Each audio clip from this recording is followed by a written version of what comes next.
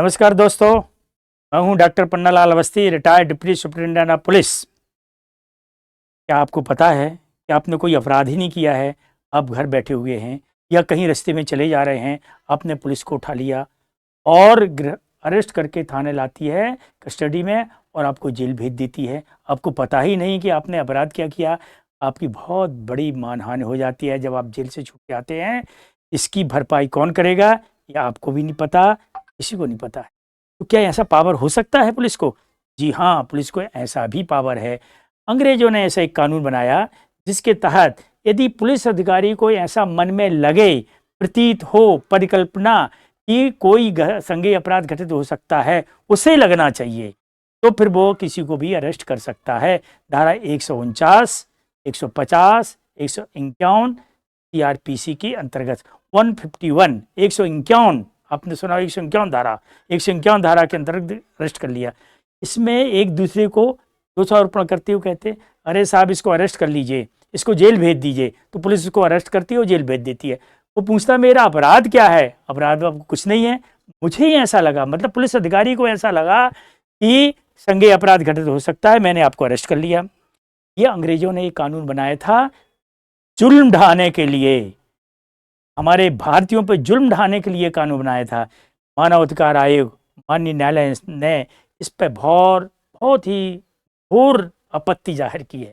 तब ये कानून धीरे धीरे अब लाइन पर आया है, इसका दुरुपयोग कुछ कम हुआ है। इस कानून के दुरुपयोग से मुझे एक बात याद आई है। ईडी का आजकल बड़ा बोलबाला है, सुपर कानून बन गया है, सुपर धाराओं में कार्रवाई कर रही है डायरेक्टर ऑफ एनफोर्समेंट ईडी, जो आपने बड़ा चर्चा में है।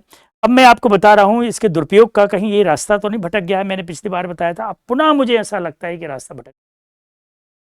ईडी ने अभी अपने वक्तव्य में कहा, माननीय न्यायालय ने पूछा कि आपने केजरीवाल को कब ऐसा पाया कि उससे पूछताछ करना है? तो उसने कहा 23 फरवरी 2023 को एक बुची बाबू नामक व्यक्ति ने उनका नाम लिया, इसलिए उनका नाम इसमें आ गया।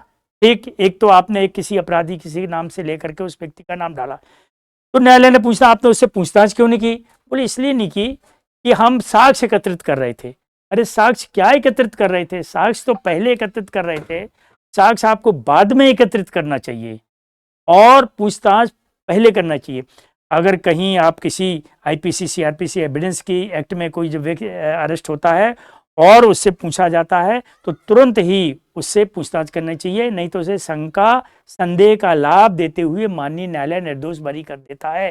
बड़े बड़े मर्डर, रेप, हत्या, कितने बड़े बड़े लूट डकैती में छूट जाते हैं, क्योंकि आपने एफआईआर तुरंत नहीं ली, पूछताछ उसी समय नहीं की, अब साक्ष्य एकत्रित कर रहे। अरे पहले पूछताछ करते फिर साक्ष्य एकत्रित करते।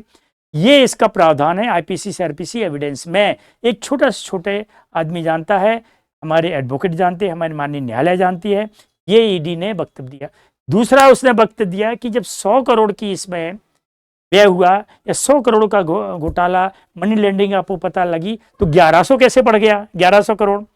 ये भी ईडी ने कहा कि भाई हमने जो और इसके शराब के माफिया हैं उनकी आमदनी इसमें जोड़ दी। तो भाई क्या पीने वालों की भी जोड़ दोगे? जो पी रहे हैं उनकी भी जोड़ दोगे? मनी लैंडरिंग एक्ट में है, जो खरीद रहे हैं उनको मनी लैंडरिंग एक्ट में बंद कर दोगे? मनी लैंडरिंग एक्ट जो पीएमएलए एक्ट है, इसका इतना दुरुपयोग हो रहा है, मैं खुल के आपसे बात कर रहा हूँ। इसलिए ये हनुमान की जैसी पूंछ है, भाई पैसा तो कोई ना कोई केस करेगा, उसमें पैसा की तो बात आएगी ही। आप अब अगर इस तरह से चलने लगेगा तो चाहे लूट डकैती, हत्या, मर्डर या रेप कुछ भी होगा, पैसे का लेन देन सब में होता है, पैसे के कहीं ना कहीं मनी होती है, तो आप क्या उनमें मनी लैंडरिंग एक्ट लगा देंगे?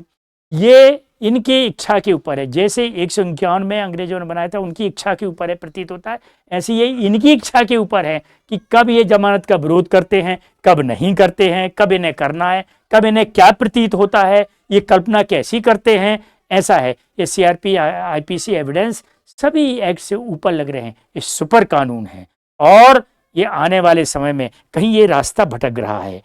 ये आपको देखना चाहिए, इसका दुरुपयोग ना हो।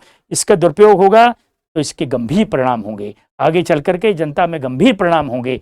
ये जनता के ऊपर निर्णय छोड़ा जाता है कि आप तब तक सतर्क रहिए, जानकार रहिए, आपको मैं जानकारी देने के लिए आया हूँ। धन्यवाद। जय हिंद, जय भारत।